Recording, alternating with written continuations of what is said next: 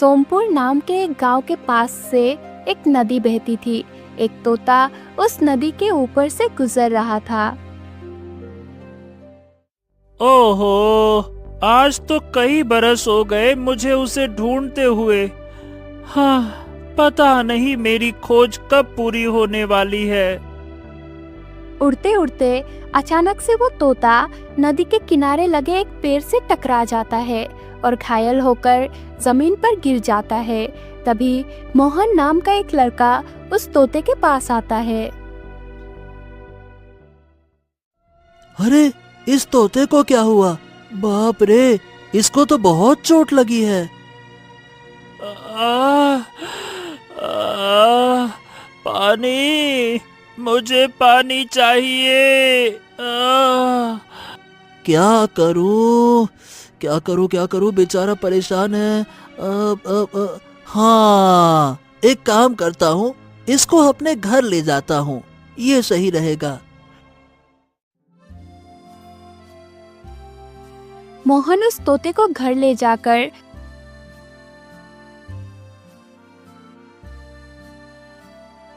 और उसकी चोट पर मरहम लगा देता है।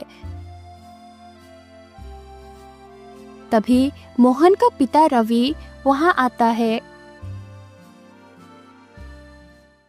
अरे बेटा, ये तोता कहाँ से आया?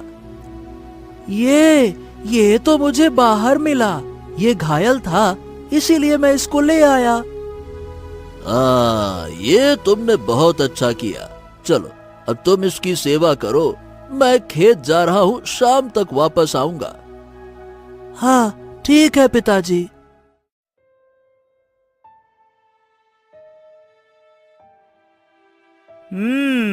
तुम्हारा नाम क्या है?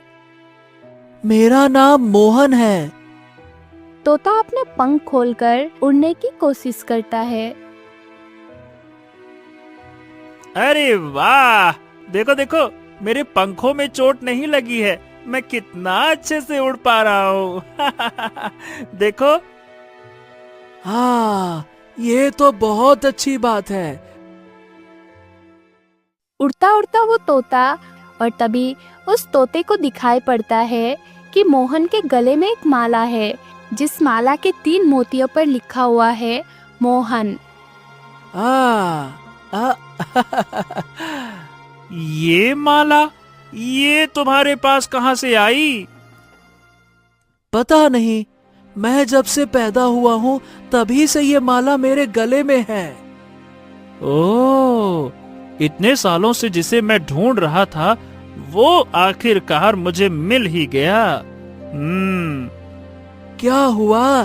किस सोच में पड़ गए? बहुत बहुत धन्यवाद दोस्त, जो तुमने मुझे बचाया। लेकिन अब मुझे जाना होगा। मैं फिर आऊंगा तुमसे मिलने, ठीक है? हाँ हाँ, अच्छा ठीक है, आराम से जाना।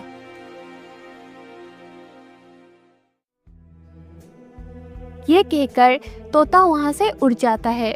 वो तोता पास ही मौजूद एक राज्य के राजा हरि सिंह के पास पहुंचता है।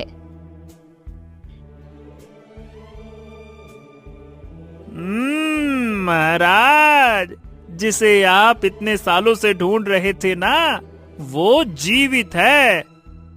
हाँ? क्या? इसका मतलब कि तुमने उसे ढूंढ लिया? जी हाँ, और महाराज, उसके गले में वही माला थी।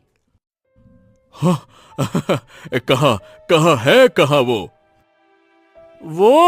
वो तो नदी के उस पार एक गांव है, जहां पर वो एक किसान के घर में रहता है। उसी किसान ने उसको पाला पोसा है। उस किसान ने उसका नाम मोहन रखा है। शायद उसी माला को देखकर रखा होगा। मंत्री जी, एक काम करिए, उस किसान के घर एक दूत भेजिए और उसको जल्द से जल्द हमारे दरबार में उपस्थित होने के लिए कहो। बुलवाओ उसे। हाँ जी महाराज। रवि अपने खेत में काम कर रहा था। तभी राजा का एक दूत उसके पास आता है।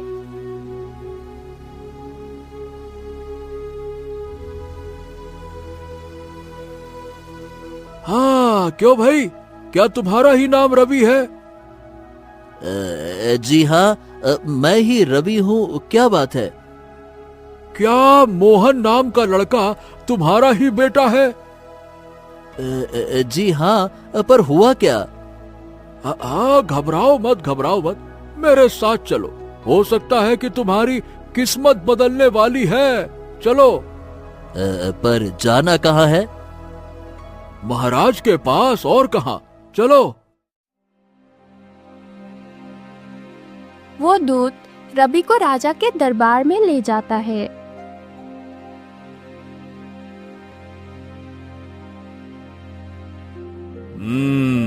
तो तुम ही मोहन के पिता रवि हो? जी महाराज, पर आपने हमको यहाँ काहे बुलाया है महाराज?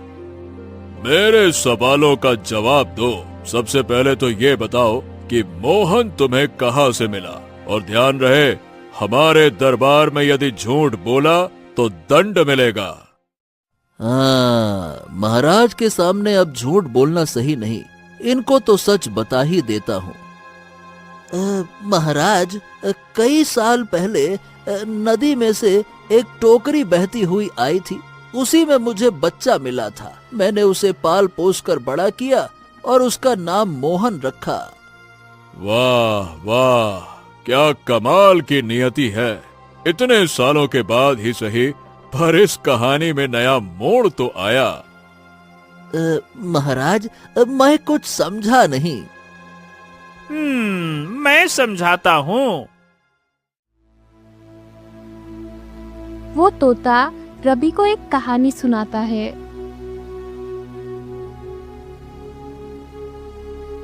सोमपुर गांव में एक बहुत ही धनी परिवार रहा करता था। वो परिवार इतना धनी था कि कई राज्य तक को उसने कर्ज दे रखा था। एक दिन उस परिवार का मुखिया सेठ रामप्रसाद की मृत्यु हो जाती है। अब आगे व्यापार कौन चलाए, इसको लेकर दुविधा थी। रामप्रसाद के छोटे भाई मानिकचंद अपाहिज थे। एक दुर्घटना में उनके दोनों पैर और एक हाथ खराब हो गए थे।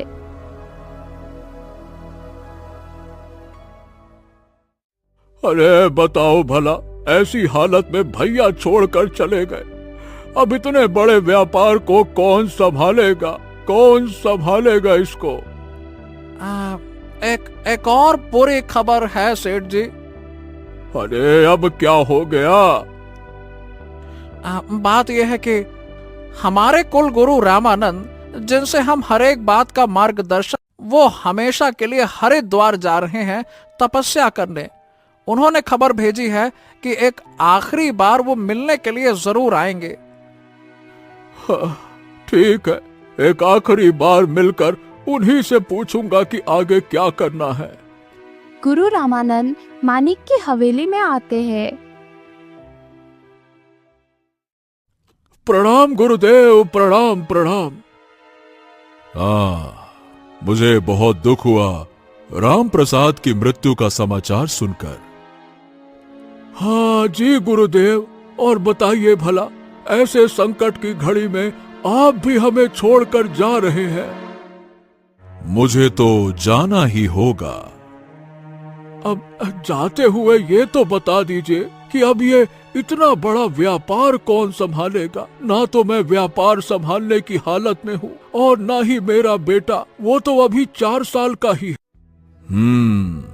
मैंने तुम्हारी इस समस्या के बारे में सोचा है। मेरा एक शिष्य है सागर, उसने पूरे जीवन मेरी सेवा की है, और अगर मैं कहूंगा तो वो तुम्हारा व्यापार संभाल सकता है।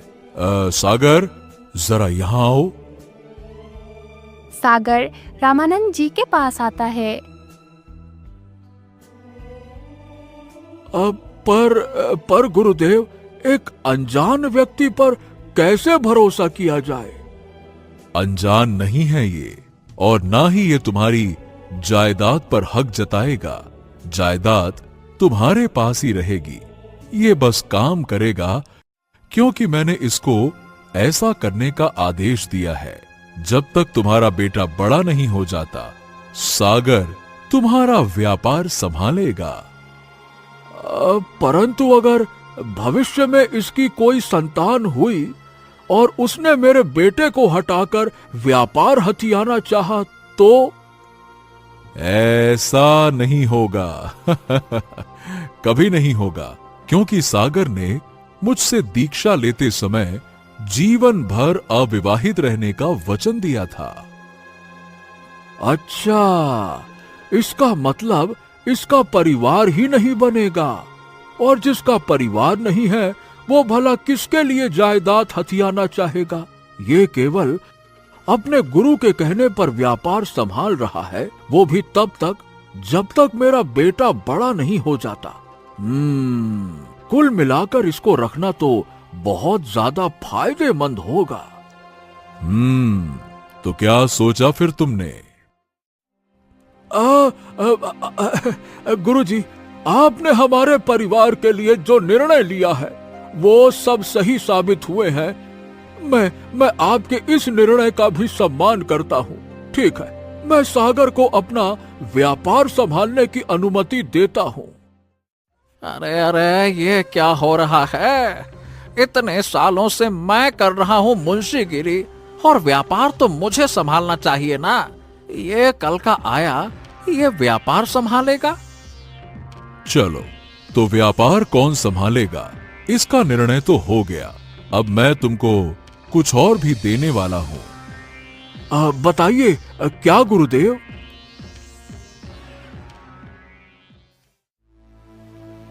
ये एक तोता है जिसको मैंने अपनी सारी सिद्धियां और ज्ञान दिया है। जैसे पहले तुम हर निर्णय मुझसे पूछकर लेते थे ना, वैसे ही अब हर निर्णय तुम इससे पूछकर ले सकते हो। ये समझ लो, ये मेरा प्रतिबिंब है।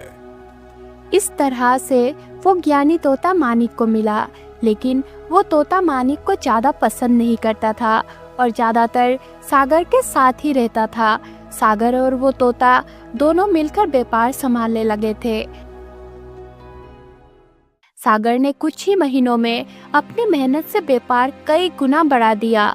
मानिक इस बात से बहुत खुश था।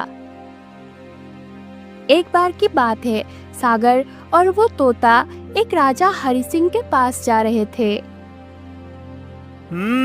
तो क्या सोचा फिर तुमने? क्या करना है राजा जी का? क्या बताऊं, मुझे तो खुद ही समझ में नहीं आ रहा। ये राजा तो कई सालों से कर्ज चुका ही नहीं रहे हैं। अब क्या करूं, समझ ही नहीं आ रहा। ऐसा है तो उनको राजा की गद्दी से हटा देते हैं और किसी और को बिठाते हैं जो राज्य अच्छे से संभाल सके और जल्दी कर्ज चुका सके। हाँ, और हम ऐसा करेंगे और वो महाराजा धीराज हरि सिंह जी चुप बैठ के तमाशा देखेंगे। वो तो अपनी गद्दी छोड़ देंगे कि हाँ हाँ, मेरी गद्दी तुम लोग हथिया लो, है ना? ओहो, अरे वो इतना बड़ा राजा भी नहीं है। उसका राज्य कंगाल हो गया है। सेना को देने के लिए उसके पास कोई पैसे वैसे नहीं है। ऐसे में सत्ता परिवर्तन होगा तो हमारा भी भला होगा और उसके राज्य के लोगों का भी भला होगा। वैसे बात तो सही है तुम्हारी। तुम राजनीति भली भांति जानते हो। वाह, बड़े चतुर हो तुम। गुरुजी ने मुझे सब सिखाया है ना, इसीलिए मैं सब समझता हूँ। सागर और तोता बात करते हुए जा रहे थे। तभी कहीं से एक सांप आता है और सागर को काट लेता है। अरे बाप रे, सांप सांप! लगता है कि इसने मुझे काट लिया। बाप रे बाप, सांप ने मुझे काट लिया। अरे शांत हो जाओ, शांत हो जाओ। बाप रे बाप, अब क्या करें? सागर बेहोश होने लगता है। कुछ देर बाद उसकी आंख खुलती है। वो एक हवेली के अंदर था। उसके पास एक विधवा महिला बैठी हुई थी और एक राजा खड़े हुए थे।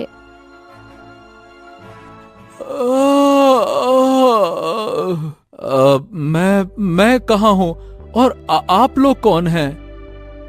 तुम वहीं पहुंच गए जहां जा रहे थे।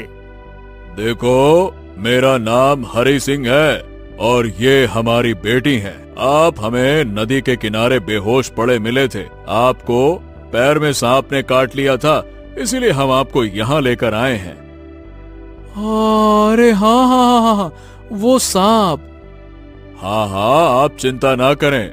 हमारी बिटिया रानी को जड़ी बूटियों का बहुत अच्छा ज्ञान है। उसने आपको एक दवा पिलाकर सांप का जहर उतार दिया है।